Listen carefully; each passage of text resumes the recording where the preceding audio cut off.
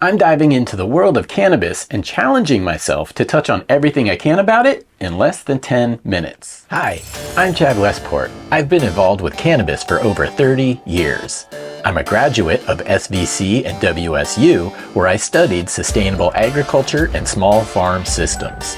Commercially, I've worked at the largest indoor facility in our state, and I've consulted with our legislatures on the medicinal cannabis program. My background and training give me the experience to easily guide new growers through the home cannabis growing process. It's easier than you think and far more rewarding than unloved, mass-produced, chemically treated commercial cannabis. Enter the woo. Westport University. Cannabis is a plant that has been around for thousands of years.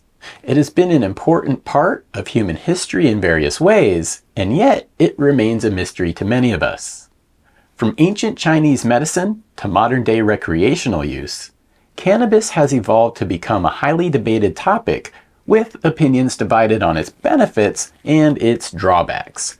Fortunately, we are learning more about this plant and the human interactions on a daily basis thanks to the loosening regulations around the globe. Ironically, the majority of this research is being conducted by major pharmaceutical companies, and I'll explain why in just a few moments. One of the biggest misconceptions about cannabis is that it is legal everywhere in the US. Although it is still federally illegal, many states on their own have legalized it for medicinal and recreational use, but not all of them. This gray area has led to a lot of confusion, and it's essential to understand the laws surrounding cannabis in your area.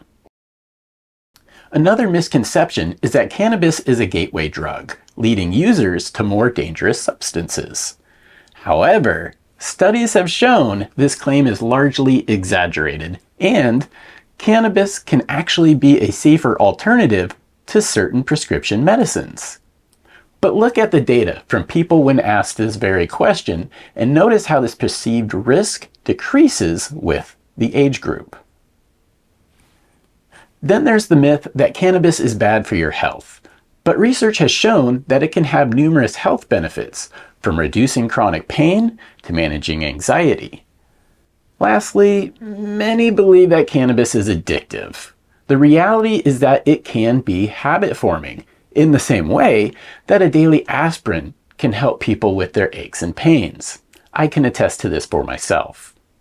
When it comes to addiction risk, the reality is that it may exist, but at a minor level and not nearly as addictive as other legal substances like nicotine, caffeine, or even sugar.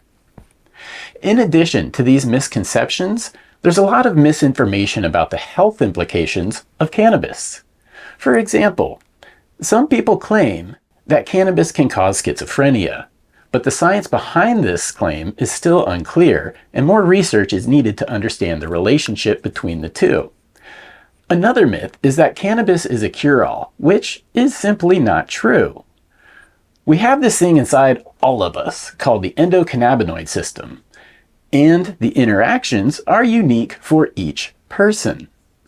While cannabis can have numerous health benefits, it's not a replacement for medicinal advice. And it is essential to approach it with a critical and nuanced perspective. Education is key, and that's why you're here today. So what exactly is cannabis, and how does it work? In short, it's a plant, and its unique compounds bind with receptors in our bodies. There are many different types of cannabis, just like there are many kinds of roses. Each variety has subtle differences, from the growth pattern to the aromas and even the colors. What makes cannabis special is the cannabinoids it produces. The two most discussed and studied cannabinoids are THC and CBD.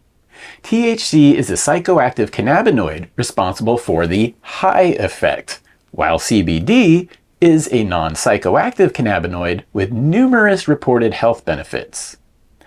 In 1963, Dr. Mishulam and Yuval Shivo first reported the molecular structure of cannabidiol, more commonly known as CBD.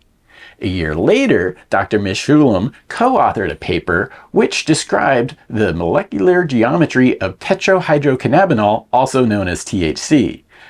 Although these two primary cannabinoids have been discovered, scientists were unaware of how and where they worked in the body. In 1988 and 1992 respectively, CB1 and CB2 receptors were discovered.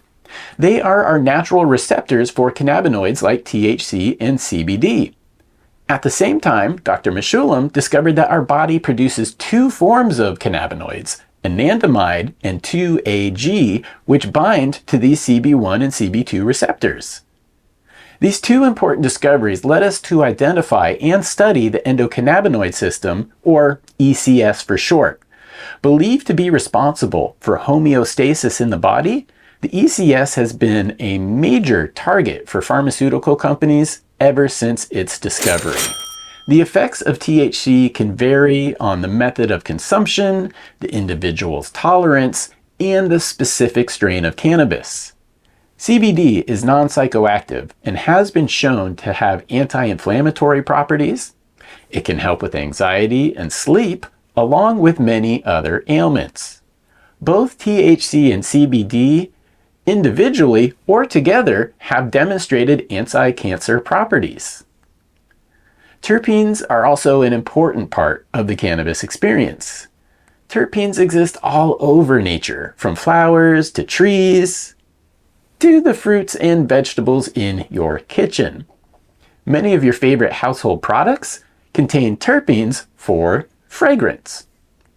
Terpenes produced by cannabis work with the cannabinoids and other compounds in the plant to form what is called the entourage effect, or synergistic effect. The idea proposes that the multitude of compounds within the plant work together to create distinctive and effective benefits. Basically, the total sum is greater than the parts individually.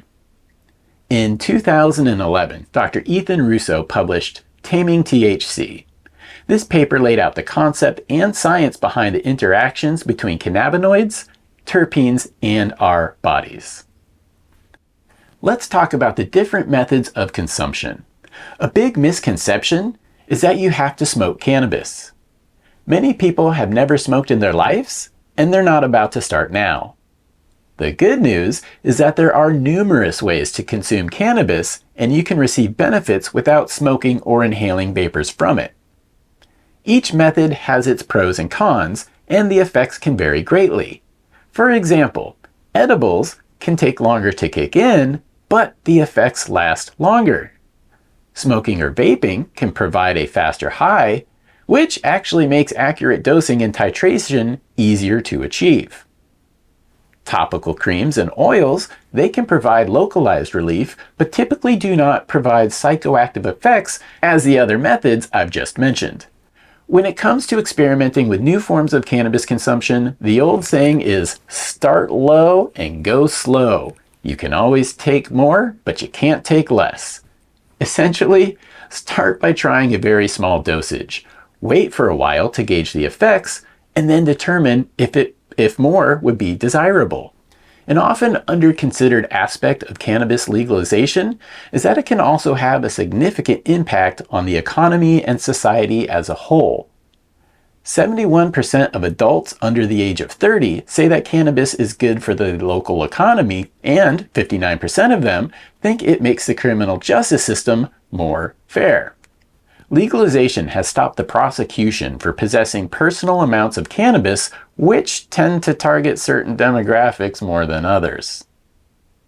If we look at these Pew polling results for Americans 65 or older, only 33% thought cannabis legalization was good for the local economy. Nearly the same number, 32% of that group, thought legalization made the criminal justice system more fair. This contrast goes to show the changing opinion of cannabis and how the younger generations signal hope towards full legalization. By legalizing cannabis, governments generate immense revenue. The industry creates jobs and can even reduce crimes related to illegal cannabis.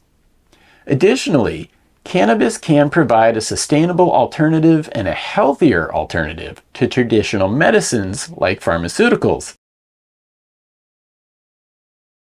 And perhaps that fact is still holding universal legalization back. Now ask yourself, why may that be? So what have we learned about cannabis today? From its historical context to its numerous health benefits, it's clear that cannabis is a complex and multifaceted plant that deserves our attention and understanding. By recognizing its potential benefits and separating fact from fiction, we can work towards a more informed and enlightened society. Thank you for watching. I'd love to hear your thoughts on cannabis in the comments below. If you're interested in learning more, be sure to check out my other videos. I'll be posting new Westport University videos every week.